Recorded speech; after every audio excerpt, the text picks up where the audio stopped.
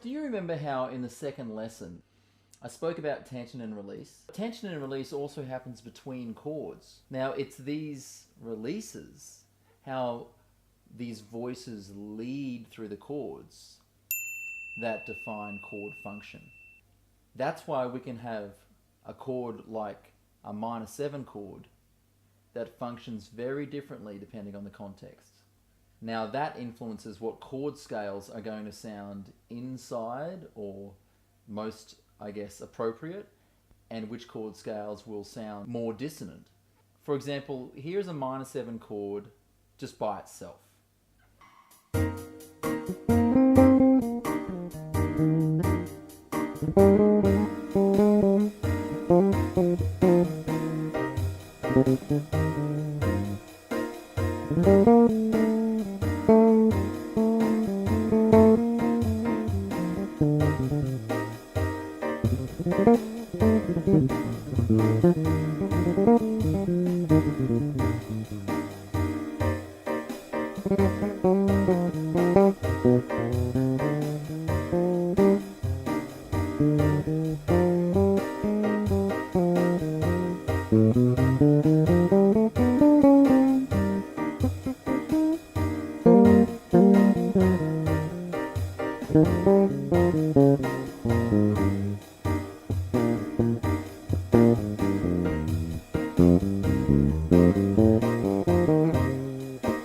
Now all those chord scales worked.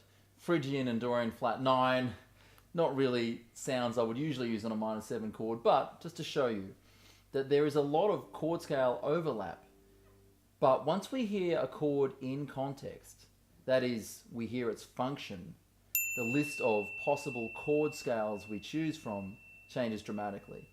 Here is a minor 7 chord functioning as a 2 chord.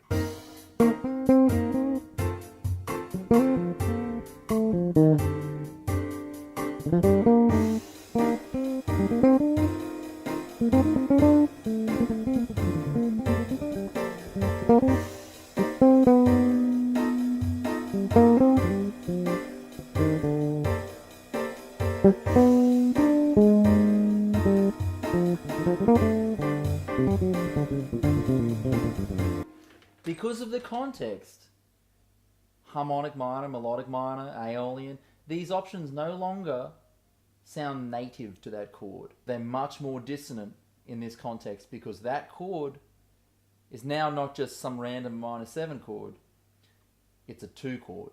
There's voice leading, internal tensions of that chord that are resolving chromatically with the chords around it. The 7th of that chord, B flat, is resolving and releasing down to the 3rd of the F, which is an A natural. What's crazy is you can have a song that's in a minor key built on a chord that is a minor chord, but it's functioning as a 2 chord, even though it's the tonic of a tune. I Wish, Stevie Wonder.